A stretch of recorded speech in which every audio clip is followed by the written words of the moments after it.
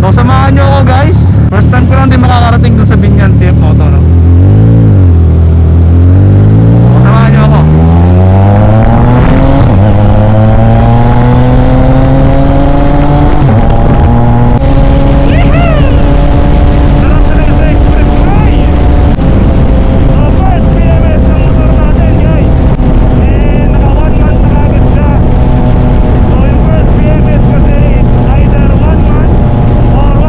Kilometers, no?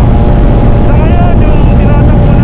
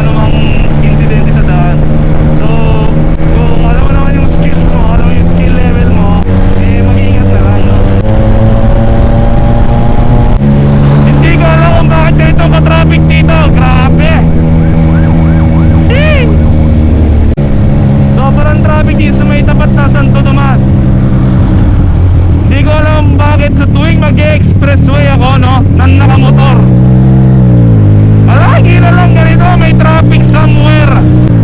Ano na naman kaya ang rason kung bakit ganito na naman ka-traffic dito? Pagtatahi na naman sa kalsada si Kuya Juicy. Partida guys, hindi rush hour ngayon ha. It's around 3:30 ng hapon. Ito pa naman yung pinakaya ko, lane splitting, pakansik. Kaso wala tayong choice, baka mapagsarahan tayo ng shop.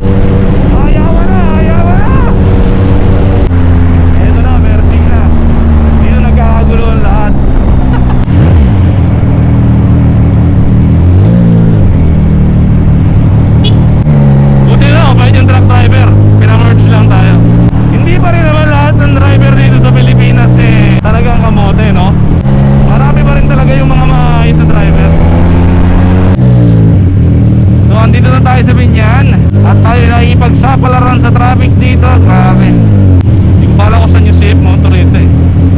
Sabi na lang natin para Google Maps. Grabe, ang init ng makina. Sheesh! Yan, so nakita ko na yung liwanag dito sa Google Maps. Malapit lang pala siya sa exit. Kaya lang, medyo traffic dito. Yan guys, so ngayon ko pa lang din malalaman kung ano ba yung mga ginagawa kapag 1,000 na interval ng PMS, no? O yung first PMS ng isang motor. So samahan nyo akong alamin kung ano yung mga kailangan palitan, ano yung mga kailangan lang i-check para sa mga susunod na PM. Hindi na natin kailangan pumunta rito. Grabe, napakalayo. Almost 1.5 yung biyahe ko kasi Calma Mater, Calma Moreno lang yung takbo natin. Sinusubukan talaga yung lupit ni Kuya Juicy sa traffic, no? Ayos din kasi nakaka-practice tayo pagka napapasabak tayo sa traffic kung paano mas magamay at mas mamaneuver natin yung motor at low speed. Good na rin yun for experience, pero siguro pag nagtagal-tagal tas ganito ng ganito, tamad. Sabi ko nga sa inyo sa last vlog natin doon sa Thailand, no? Iba pa rin talaga yung feeling na naka-scooter ka lang, chilero. Eh pagka ganito, masarap yung big bike sa expressway. Pero pag nandito ka na sa traffic, tapos tirik yung araw, bigat tong motor, alam mo yun, yung suit mo, syempre since naka big bike ka, naka-suit ka, napakainit. Nagkakaps na yung palad ko rito ng traffic eh. Nakakapisil lang clutch. Grabe paglilim. Ang sarap sa pakiramdam. Motor pa. Ito yung mga nakakamiss sa pagbumotor eh. Ganitong kainit. Dito na tayo sa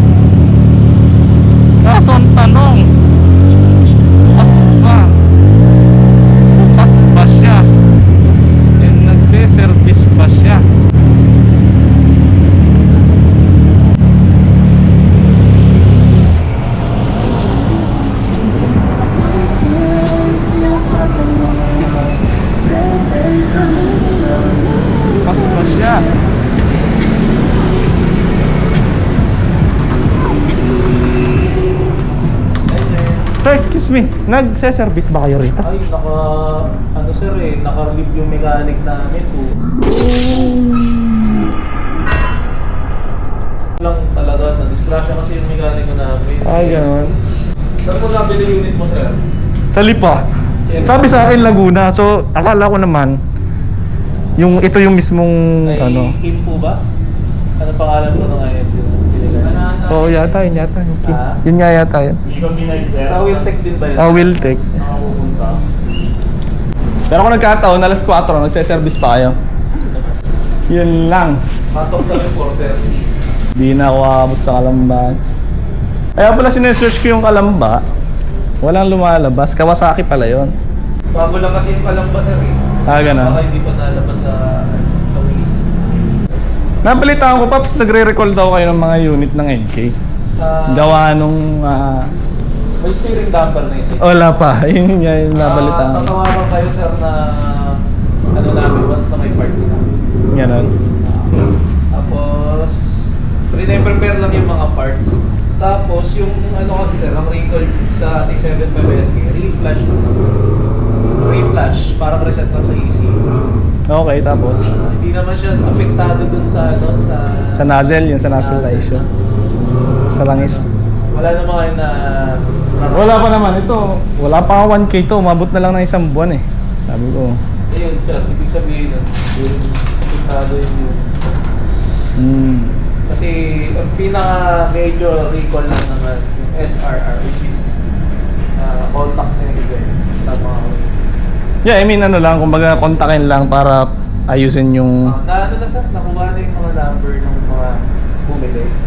Naantay lang yung mga pyesa from CF Moto talaga. Okay. Yung sa inyo, major yan, damper lang naman. Oo, damper. Meron din yata sa ABS. Yung sa ABS naman sir, yun yung sinasabi ko yung reflash lang. Ayun yan. Ano ba ano kasi ako, nag-cut delete kasi ako. Ano lang, random question lang. Kailangan mo ba siya i-tune up pagka pinalitan mo, no? Hindi naman, no? Lalo na kung wala naman malaking difference sa performance. No? Wala naman, no? Yun nga, yung mga nakita ko, hindi naman sila nag-tuning. Yan lang. Ang mangyayari, remap, pero kung okay naman yung performance mo. Same lang din. Wala naman. Layo po nung pinunta. Oo nga eh, Batangas City. Hindi kami galing nung nakaroon, deliver kami ng 675 SR natin. Oh, saan doon? Sa may SM Batangas. Oh! Pero ano sir, taga-Alilibito siya, doon lang namin siya mili. Sa sinakay sa bar sir. Dahil sa Pierre. Okay. Sunday, sarado kayo, no? Ay! Showroom lang bukas pag Sunday sa Service wala. Lang. Generic sir na pang-Bios, C110. Pang BIOS? Toyota Vios, C110. Pero kung sakali naman pa-PM ako sa labas, tapos bumalik ako kay CF Moto magpa-PM, okay naman yun. Hindi naman mabovoid yung mga ano ko. Basta hindi mabubuksan yung makina mo sir, bibiyak eh. Ano naman, okay naman. Subject to ano naman sir, kung mabovoid yung warranty mo dahil binabuksan. Pero pag hindi naman mabovoid. No. Bawa na lost thread nila yung green plug. Oo, yan. Hindi yun mako-cover. Hindi na namin cover. Okay. Tapos for example naman sir, hindi maganda yung nalagay nyo ng langis, pumatok dun sa previous mo na na-check namin, pumatok siya dahil sa langis. Pero nakalagay naman sa user's manual yung ano niya na specs nung langis, no? 10W40. 10W40. Fully synthetic. Fully synthetic. Ayun, pag gano'n sir, hindi rin namin mabovoid. Mabovoid namin yung warranty, tapos... Ano ba yung ginagamit nyo rito na brand? Madami sir eh, depende sa'yo, pero usually Shell Advance. Shell Advance. Ultra. Medyo mura kasi. Then, work, liquid mode. Wala bang Aspar pa yung ano, NK? NK na Aspar? Na 675? Yung parang kit? Wala pa. Hindi ko alam kung may magkakaroon ng ganun sir eh. Sana magkaroon, no? Kasi Moto3 yun eh, yun talagang pinang Moto3 eh. Yung ano, no? Yung, ibig sabihin talaga racing siya, no? Ganda ng kulay. Kasi wala kong maintenance sir. Wala. Mahal kasi. Mas mahal siya. 350 each eh. Yung standard ba? 299. Ah, so 50k. Ano ba difference nun? Ito kasi may limited edition. So, 159 lang sa buong mundo. gano'n? Yung Aspar. Tapos 30 lang nandito sa Pilipinas. Nakikita rin ako sa ano niya, sa Lipa. So yung isa nasa Lipa. Sa akin, dati 3. 2 na lang. May nakakuha na ng isa. Meron, madalas pa.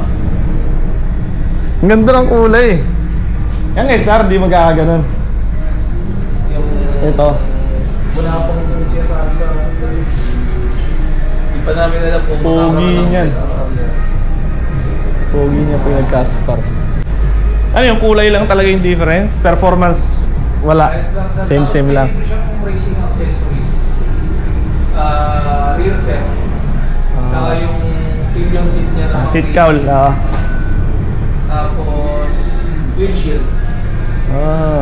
Okay. Mas mataas o.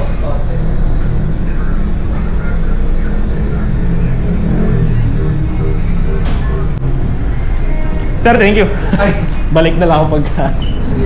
Thank you. At sir, follow mo na lang si Moto Philippines, Binyan Laguna, para Ano sa Facebook?